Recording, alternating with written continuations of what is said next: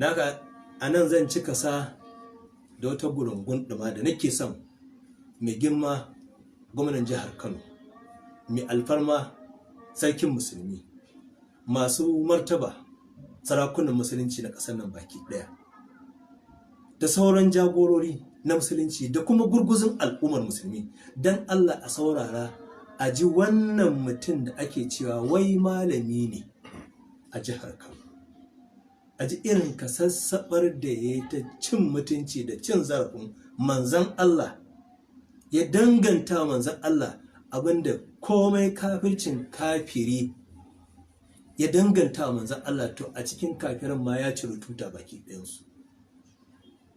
Ban taɓa jin cin mutuncin da aka manzan Allah irin wannan ba, amma a mayar da wanda zai ƙaryata wannan, ya musa wannan, ya kare manzan Allah, ya zama shine abin zargi, shine mai laifi. Ga wani ikirari yake yana danganta manzan Allah ɗin, yana tabbatar manzan Allah ɗin, amma kuma ana goyon bayansa da shi da ire-irensa. A saurara a ji mai wannan tariki yake cewa, wal iyazu billahi, ina neman afuwar al'ummar musulmi, kafin su ina neman gafarar Allah, ba ni da zaɓi ne sai ne haka, saboda munin farmakin da aka yi manzan Allah. Dole a nuna wa mutane munin wannan aika-aika da wannan la'ananne ya a janibin manzan Allah sallallahu alaihi wasallam. Dole kuma a haska ita kanta hukumar da su sarakunan namu irin wannan kasassaba, irin wannan katobara, dan su daɗa bi a sannu wannan lamarin a sararraƙe yake. Ƙulle-ƙulle ne da makirce-makirce hawa aka shirye su a wannan lamari. Ba dai zan cika ba da surutu, musamman lokacin sallah yayi, a saurari wannan mutumin a jimi yake cewa. Jiya ya sake fito da magana cewa ya rawaito wani hadisi wai manzo Allah ya sumbance gindin abin nan Hassan. Yaro ba manzo Allah ba, mu ma muna sumbanta da. Inda yaro karma ne, an masa wanka, ina ne ba ga sumbanta. Inda akwai hankali, manzo Allah da jikokinsa suna sallama suna takawa, don an sumbance ko an ji yaro ne na illa. Haba al'umma, haba jama'a, yanzu akwai wanda zai yadda wannan ƙazamin aiki da Abdul Wahabi ya danganta wa kansa, kuma wai tun da shi zai iya wannan aika-aika, don haka wai wal iyazu billahi a bakinsa ba a bakina ba, wai manzan Allah ma zai iya yi, kuma yake tabbatar da cewa wai manzan Allah wal iyazu billahi yana wannan aika-aika. Mutane ku komo cikin hayyacinku. Waɗannan mutanen masu wannan mugun ra'ayi, masu wannan ƙudurin ga manzan Allah, su ne za su kare muku darajar manzan Allah? Su ne za su yi kishi wai an zagi manzan Allah? Wani zagi aka rage wa manzan Allah a wannan zagin da Abdul Wahabi ya masa? Yanzu mai girma gwamna, Allah ƙara maka imani, ya ƙara maka adalci.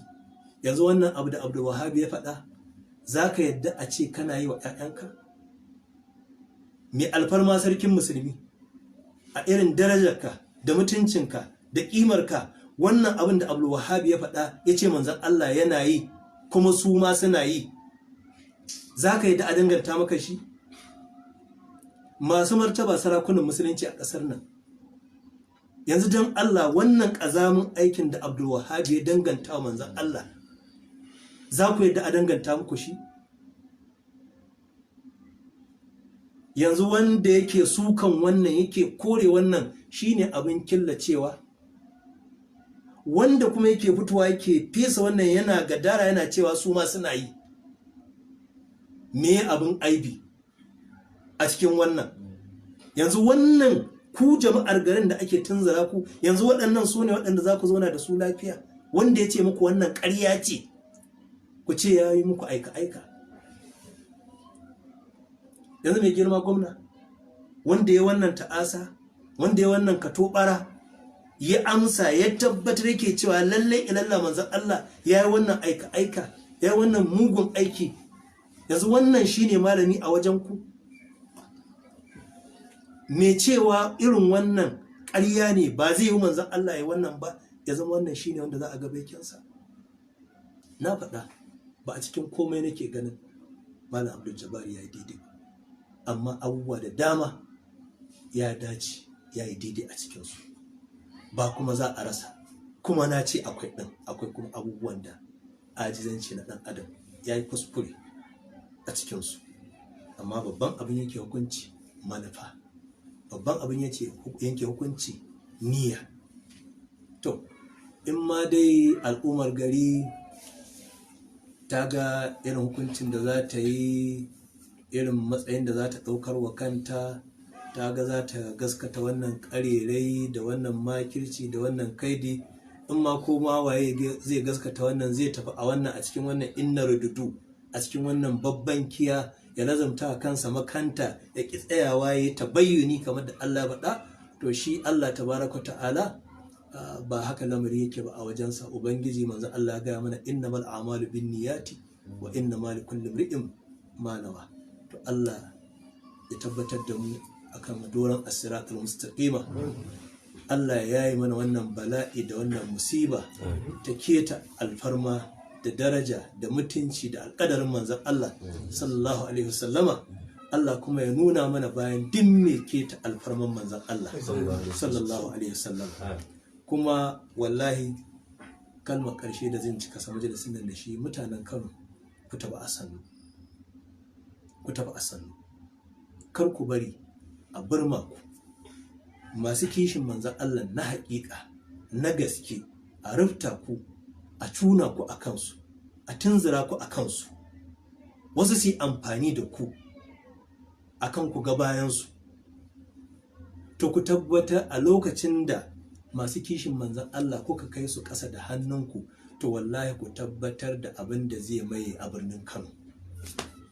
Shikenan ainihin masu zagin manzon Allah, maƙiya manzon Allah na haƙiƙar na gaskiya, kun ce su miƙe sawayensu a garin kenan, su ci karansu babu babbaka.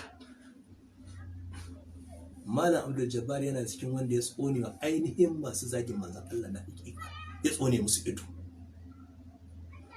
Kuma daga babban abin da suke ƙin jininsa, suke ƙinsa, suke gaba da shi saboda ya hana su watayawa a Kano, ya hana wannan ƙazamar aƙida tasu ta sakata tawala a birnin Kano.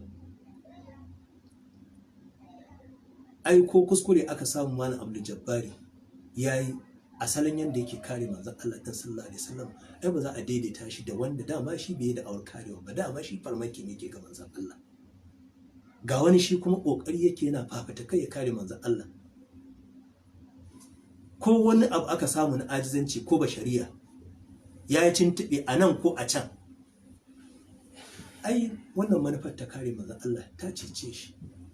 A san in wani gyara za a yi masa, in wata nasiha za a yi, a san hanyar da za a bi. Akwai shawarwari muhimmai da nake so na gabatar, wanda ina da kyakkyawar raja insha Allah za su bice wutar wannan gobara da ta so makama a kan wacce ba ma san ta ruru, dan in ta ruru ba a san iya inda za ta tsaya ba. Ina da muhimman shawarwari kuma da adalci na insafi waɗanda nake so na gabatar ga gwamnatin jihar Kano, amma nan ba fagensu ba ne. Haka ina amfani da wannan dama,